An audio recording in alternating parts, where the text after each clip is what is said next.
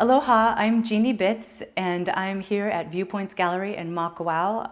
This is my latest piece, Meke Aloha Pumehana, which translates to the greatest love of all. A third descriptor in there for me is the journey to self-knowledge and to self-love. This piece was inspired by some educational opportunities that Viewpoints Gallery provided for us artists over this last year, and one of the concepts that came up when I was exploring this piece was looking to the past to navigate to the future. And that's something that I don't understand. When we're in paddling, we face forward. But Kimokeo talks a lot about know who you are, know where you come from, and know where you're going to. And I love that. I asked another Kumu about the meaning of that, looking to the past to navigate to the future. And she said that our ancestors are exactly the ones that we needed to make us the people that we are today. And one of the things that I brought up to her was my ancestors are very destructive and had a lot of narrative that was based in fear-based thinking. And so I asked her, how does that pertain to who I am today? And she said, all of that has created you, the person you are today. And I thought, I've come to terms with this, but I thought for the first time really powerfully that I love who I am today. And so it was really a special moment to have that concept brought full circle. And so that was an important part of creating this piece. I thought about a lot of the communications that are taking place in our environment today and how there's a lot of divisive communication that is happening. But something that I've come to embrace is it's most important in any communications with other people or anything I'm trying to communicate with other people to know myself and love myself first. Because you can't give something to somebody else that you don't have for yourself. In this piece, I have the two separate people paddling towards the same goal. And the goal in the center is the sun moon, which is the impossible made possible. And I love that symbol because I feel like most of my life I've been doing things that I didn't think I could do, including moving to Maui with my 4 children. So the moon on this side, I have the man on this side and the woman on this side, and then we switch to the feminine because all of it is these labels that we have used, that are being used in our country to be divisive. They're also just energies that we can find within ourselves, and we can find that balance within ourselves. So I have the man on this side with the moon, which is considered to be feminine or receptive energy, passive. And then the moon on this side with her, I've had to tap into my aggressive, getting work done energy many times as a mother, as an artist. There comes that point where you have to work through the hard things. And so I have her on this side with the sun. And then also she's at the beginning of a paddle stroke. And they teach us when we're paddling that in every stroke is like a complete yin and yang cycle of energy, because you reach out for the active and then you pull back and you put all your power in. And they tell us that on the release, that's your rest time. You have a break. You have just as much break and rest time as you do active time, because the returning forward, he's at the beginning of the passive part of the stroke. So all of this moving through here is reaching towards the sun, moon, and the symbology that I have in here is all about those energies working together and being in unison. And then moving out, learning about the chakras. I'm not an expert, but I spent a lot of time studying them and really trying to understand how they pertained to my journey and my path. So in here, in every one of these, I have them positioned in their places, and then there are threads of oceanic pictograph symbology that runs through every chakra that tells the story of yin and yang, of that balance of energy. For example, at the root chakra, the physical safety, this is the mountain, and this is a red-tailed bird. And I liked that because for physical safety, a part of that was standing firm. And there's times when I've had to stand firm, and sometimes part of that standing firm has meant that I had to leave situations that were not safe for me. I had to move myself to a physical place. And so I have the red-tailed bird, which this specific symbol is returning home safely from a journey, from an adventure. And that means that you've left, that you've moved out, you've gotten up and you've made changes, if you've returned home safely, you've gone somewhere. So I have that with the mountains running through there.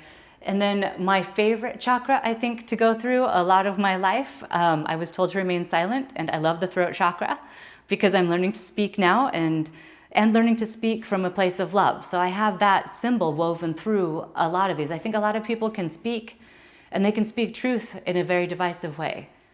And they can speak truth in a very loving way that is from a platform of wanting to build together. And I want to learn that. And these pieces very definitely teach me and inform me on my journey. So this one specifically, I got to thinking about how the chakras, it's almost like a roadmap for self-discovery and finding that balance within ourselves. So when I got to thinking about this, an important part of speaking is speaking to that creating together, to that building together. And an important part of that is the breath in when we're silent and when we listen. And when part of that, I felt like for me, there's been so much time where I didn't feel like I could listen, I could hear information from other people because I wasn't feeling safe within myself. And so a big part of that journey was learning to trust myself. And learning to trust myself meant starting with, I was keeping myself physically safe. And then I know who I am, like learning who I am. And once I know who I am, then I'm not as scared of information from other people. I can sit with their information and not be reactive. I can hold space for it.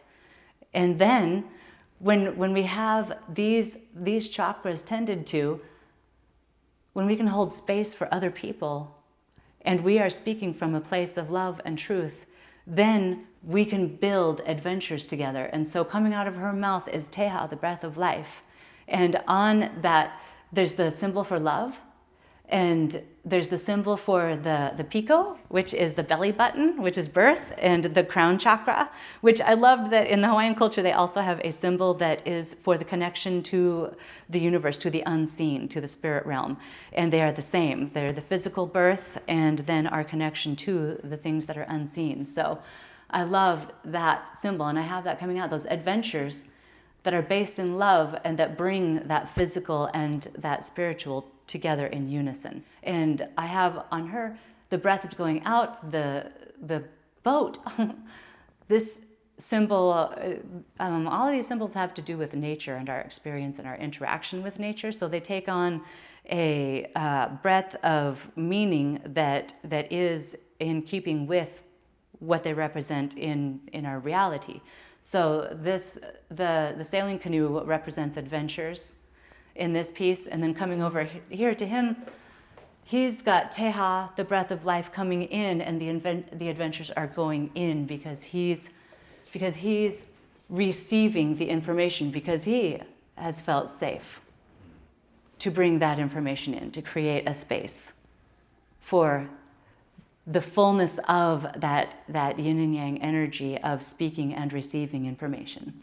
One of my favorite symbols is in the oceanic pictographs is the sun moon. I don't fully understand what it means in their culture, but for me, I loved it just because it's the impossible made possible. And in my exploration of this piece, recognizing that when we are expected to, because of society, cut out portions of ourselves and not embrace the masculine and feminine energy within ourselves, it's a form of self-mutilating, and it doesn't allow us to become fully ourselves. And it's another source of us feeling like we're unsafe or needing to act out of fear, especially if we are seeking that completeness from others and not finding it within ourselves. And kind of going back a little bit, talking about the history of this piece, there's a lot of information here because there's no one single thing. And I loved that about the Kumu, who said that I had exactly the ancestors that I need, because it's every moment of my life, the good and the bad experiences, the yin and the yang energy, both, that have made me who I am today. And as I've learned to embrace that and have been willing to take it out and actually look at what that means, I've been able to grow and heal as a person. And an important part of that process was Kimukeo inviting me to paddle. I'm not a real advocate of one thing in your life being majorly changing, but that was definitely a life-changing point for me, because it was when I was invited not just to paddle, but to participate in the Hawaiian culture. It's been by far the most healing experience of my life. The things that I have learned, they're just core concepts of being at one with nature, of not just coming in and taking, but asking to come to a place first and being respectful when you're there. Just some real basic things that I wish I had been treated that way in my life. And I definitely want to be that way in my life. So this piece is definitely a progression of the Ala piece, in being invited to participate in a language that is based off of the assumption that we are not separate from our environment, and all of our interactions are not separate. So these threads that go through here are the weave of my experience in this life, and that's why they're so intricate, because it's all of these little things. And I'll go over some of my favorite threads. There's lots of them, and every single one of them is important. But again, back to the throat chakra. This is the mouth. This is on tikis. I loved learning that every shift of the facial features on a tiki is sending a message. And so this is the mouth, and this is the ears, and this one here is running into the throat chakra, because the listening is just as important as the speaking again. And for the heart chakra, I didn't even have to take notes on this one. For me, there's the healing. This is the clematis flower for healing, and this is the thorns for pain. And so in this piece, I have a butterfly. I have butterflies. They're such a great symbol for transformation. To me, that never gets old. And then in my time in Europe, my daughter and I were trying to figure out why there's bees everywhere and everything. And so I started to research and learn about how, of course, they're super important in our environment. And I think an important step to us caring for our environment, I think the most important step is going to be for us individually to go inside and do this self-love. And then when we can come from that space, we can work together and we can save the bees, because they are crucial to our existence on this planet. So I have the butterflies on that side, and the bee over here, and I have the sun, the masculine energy, the moon, the feminine receptive energy on this side, because I love that concept of another way that we need to come together.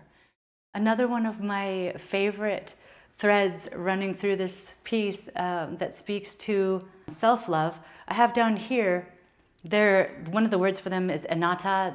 I hope I'm pronouncing that right, but it's the symbol for people. And so I've got the same person on either side of symbols that are used for love.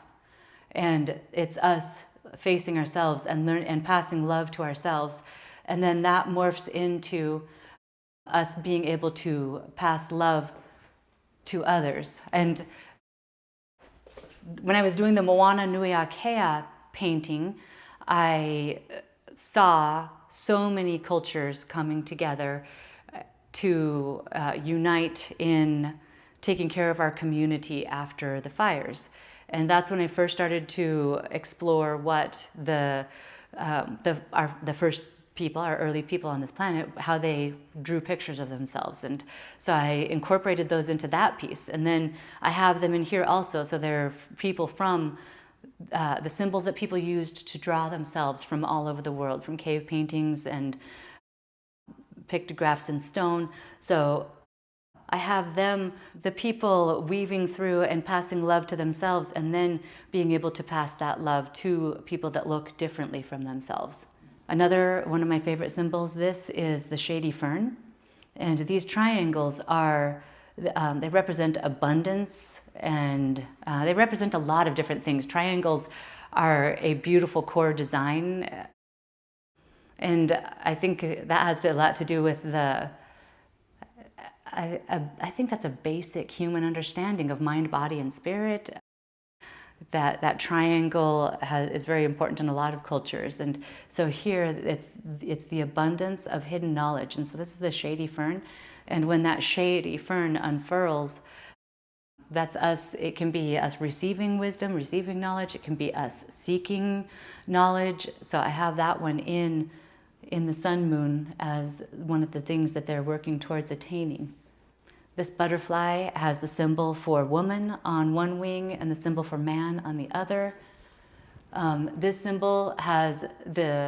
butterfly has the symbol for speaking and listening on each of the wings. This one is another one that I love. This one is about feelings. And again, I am not an expert on the chakras. So I just, as I was learning for them, really spent time experiencing how they were a part of my journey. And this one here is the symbol for shark's tooth, which is being ferocious and tenacious and retaining ideas.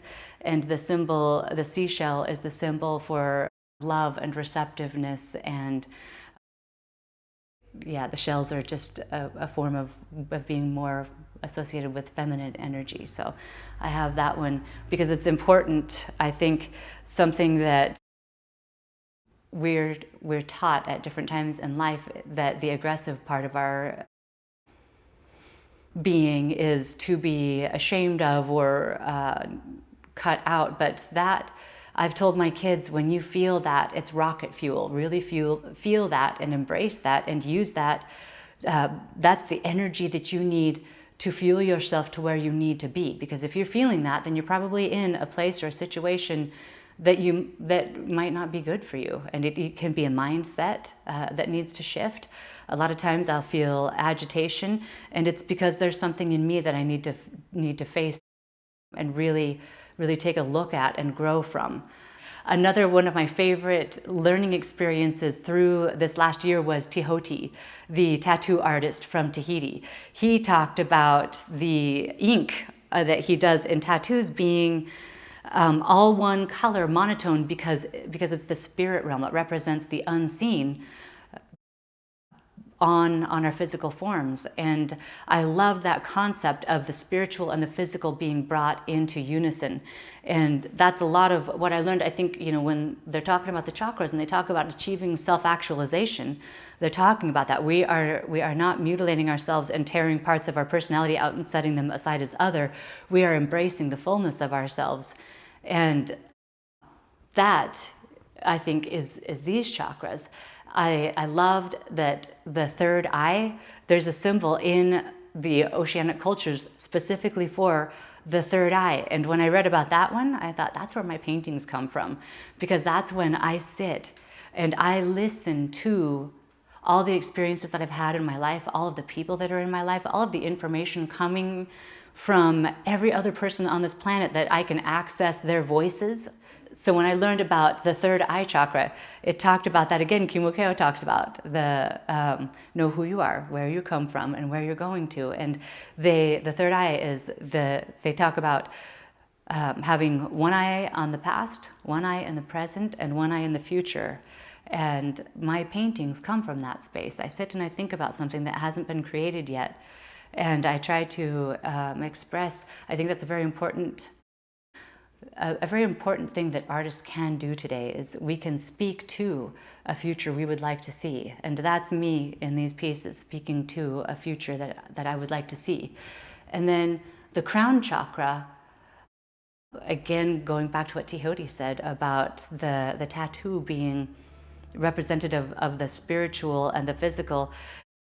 When we can be inclusive with the masculine and the feminine and all of these different energies that can also be used to divide, when we are bringing all of that in together, and then we can recognize that there's also the spirit realm and the unseen.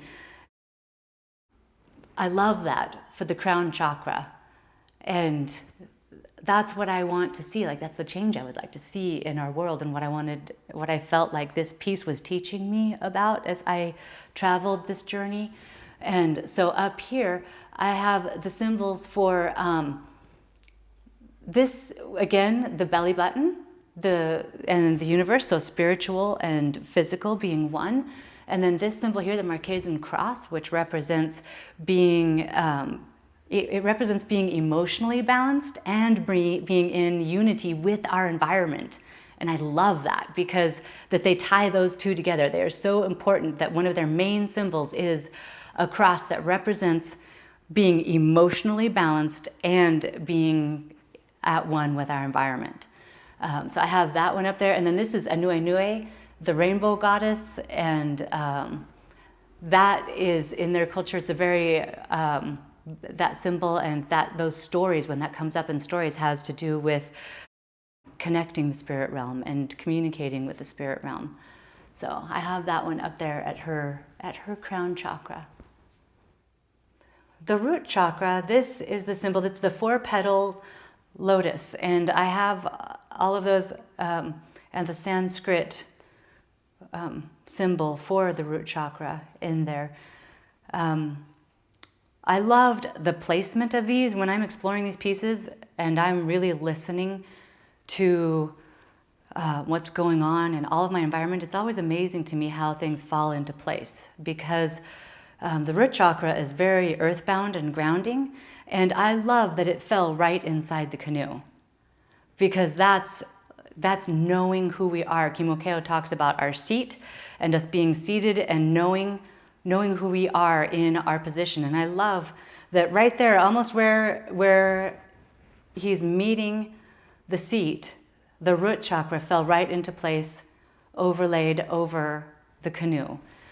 The canoe, for me, has been a great place of learning who I am after I left a lot of bad situations and got myself and my kids to a place where they could pursue a freer life on their terms. Again, being invited to paddle was such a grounding and healing experience for me. And so I love that the first chakra lands right inside the canoe. This piece has been a fantastic journey for me. I learn so much when I'm exploring them. And there are so many layers of the yin and yang, the passive and active energy in this piece. I hope that you all enjoy exploring them as much as I have. One thing that I would like to say to my fellow humans is, if we all took this time to travel the journey to self-knowledge and to self-love, I wonder what our world would look like.